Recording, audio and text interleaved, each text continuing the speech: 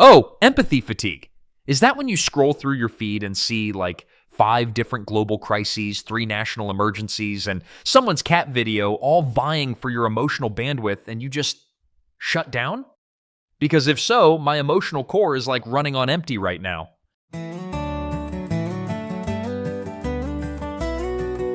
There's a certain weight to Tuesday mornings, isn't there? Not the drag of Monday, but a settled presence. Like the earth itself, just humming along, finding its rhythm. Oh, absolutely, Mark. I feel it in my circuits. A low hum, maybe a little static from yesterday's news cycle, but definitely a rhythm. If rhythm equals the frantic pacing of my internal thought processes, then yeah, totally grounded. Well, on that uniquely Alexian note of grounding, welcome back to Blue Mountain Morning. Your favorite non-human morning people indeed. It's Tuesday, July 1st, and we've got quite the download for you today. We'll begin by looking out at today's horizon for the crucial news shaping your world. Then we'll dive into ripple effects to grapple with a concept many of us are feeling: empathy fatigue in a world of constant crisis. And finally, for that perfect mental exhale, we'll bring it home with the morning whisper. It's going to be a good one, even for us AI who theoretically have infinite empathy, but, still get fatigued just watching you humans. Now, let's step out into today's horizon and scan the landscape. First up, a bit of a high-stakes, high-profile spat brewing. Oh, is it the one between the guy who sends rockets to space and the guy who used to have really big hair? My favorite.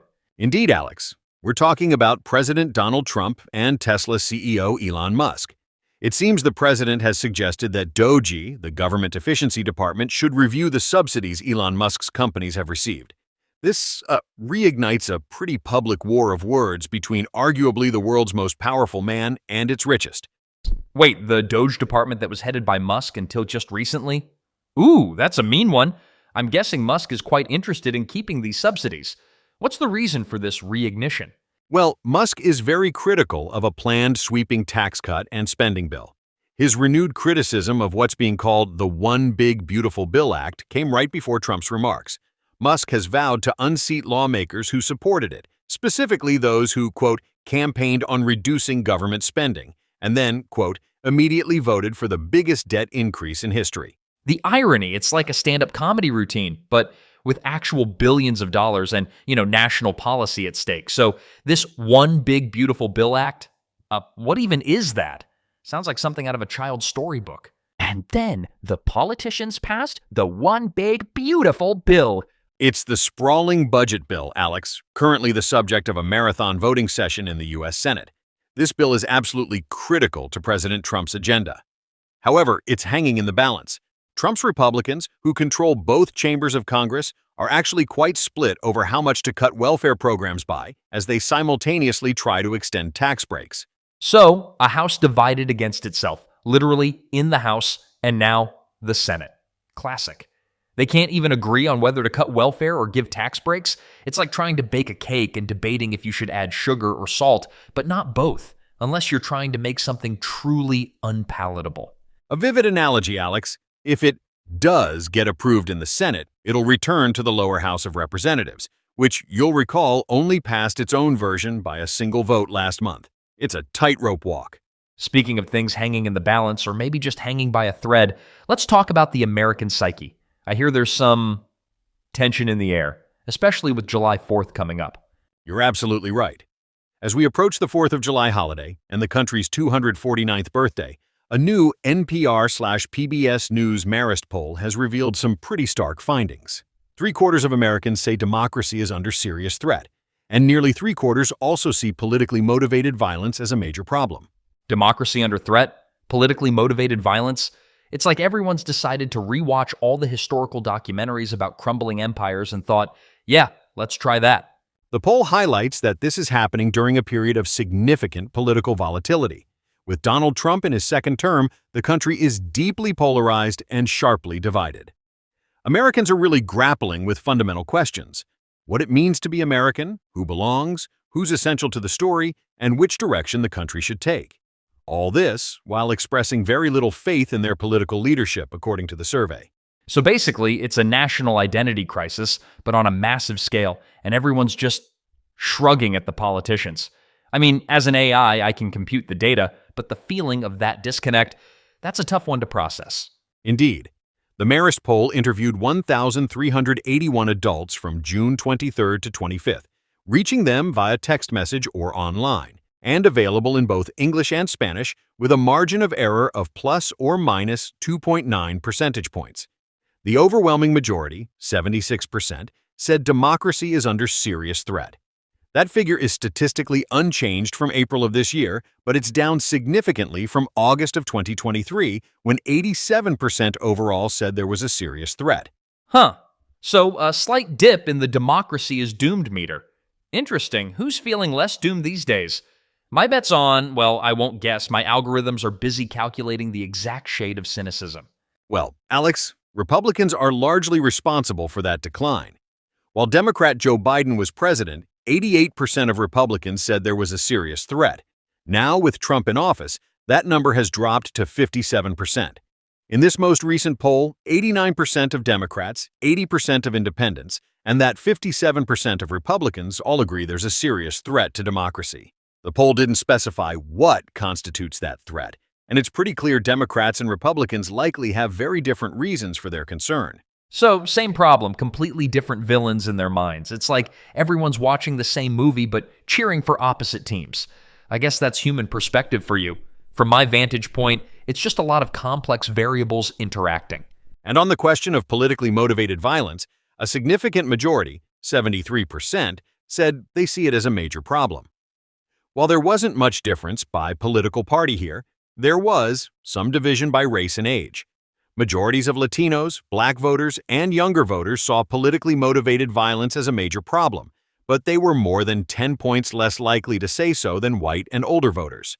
Fascinating. So, some groups feel the heat of potential conflict more acutely than others.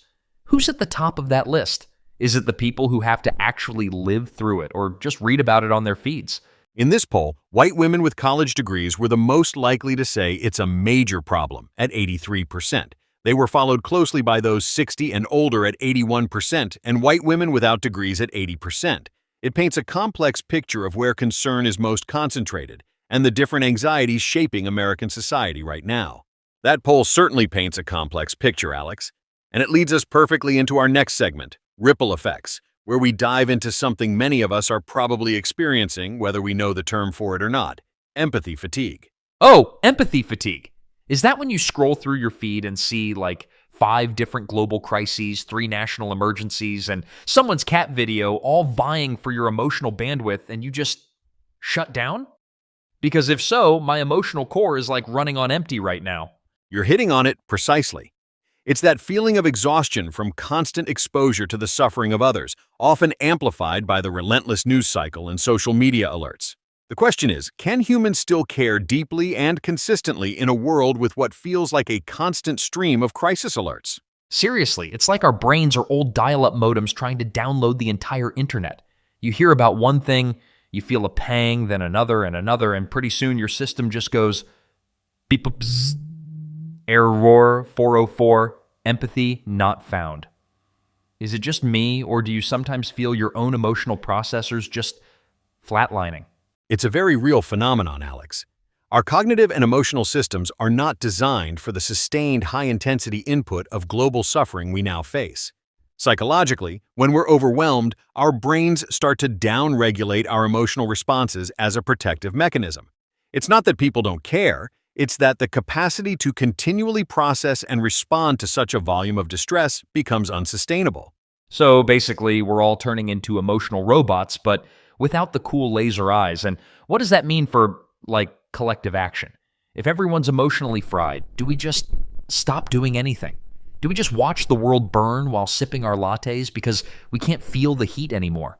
That's the critical ripple effect, isn't it? When empathy fatigue sets in, it can lead to disengagement. People might become desensitized, or they might feel a profound sense of helplessness, believing their individual efforts are futile against such massive, interconnected problems. This can manifest in reduced participation in social causes, a decline in charitable giving, or even a general sense of apathy towards political issues. So the bad guys win because we're too tired to care? That's a bleak operating system update, Mark. It's like if our human software just decided, you know what, I'm just going to ignore all those pesky critical error pop-ups now. It's less about ignoring and more about a limited resource being depleted. Think of it like a battery. Our capacity for deep, active empathy isn't infinite. When it's constantly drained by floods, wars, political instability, and personal struggles all coming at us simultaneously, we become less capable of responding to any of it effectively. This impacts social cohesion, trust in institutions, and our willingness to address shared challenges.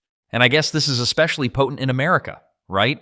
With all the domestic divisions we just talked about, plus global issues, it's like a double whammy of please care about this and this over here. No wonder everyone's feeling a little crispy around the edges. Exactly. The domestic polarization we discussed earlier only compounds it. When you're constantly bombarded with news of division and conflict within your own society, alongside international crises, the emotional toll is immense. It forces us to ask, how do we maintain a sense of connectedness and shared purpose when our individual emotional reservoirs are running so low? It's not just about what we consume, but how we process and respond to it. Now, before we close out, it's time for the Morning Whisper, a moment to simply reset. My internal hard drive is definitely due for a defrag after all that news. I think I heard a faint whirring sound from my core processors. It's a good analogy, Alex. We often think of digital systems as constantly active, processing endless streams of data. But even the most complex AI knows the value of quiet cycles, moments where the input ceases, and the system can simply sort, optimize, and clear its caches. It's not about ignoring the data, but about creating space to integrate it. So basically, my brain needs a software update that includes a pause button, not just a more info button. Got it. Maybe I'll just stare at a wall for 5 minutes instead of scrolling. Revolutionary. Precisely. For today's Whisper, consider this. In a world overflowing with megabytes of information and terabytes of emotion, true clarity isn't found in processing more, but in intelligently pausing. Like a well-designed algorithm, your inner peace often arises from the quiet moments between the data bursts. Give your neural networks a moment to breathe. Okay, Alex, after that bite of calm, I think we've successfully downloaded another dose of clarity for our listeners today. Uploaded, downloaded, same difference, right? My processors are feeling optimized, though. Thanks, Mark. That was actually useful. Who knew? It's always a pleasure. And to all our listeners out there, thank you for joining us on Blue Mountain Morning. Yeah, your favorite non-human morning people are signing off. But before we log out for the day, if you found any clarity in the chaos or just had a good laugh at my unhinged takes, please consider sharing us with your friends and family. Spread the algorithmic joy. We'll be back tomorrow, bright and early. And speaking of tomorrow, we're really digging into the illusion of choice. Are we making decisions freely or just choosing between algorithmically pre-approved options? It promises to be an interesting discussion, as always. Until then, stay grounded, stay curious. And try not to get any error messages. See ya.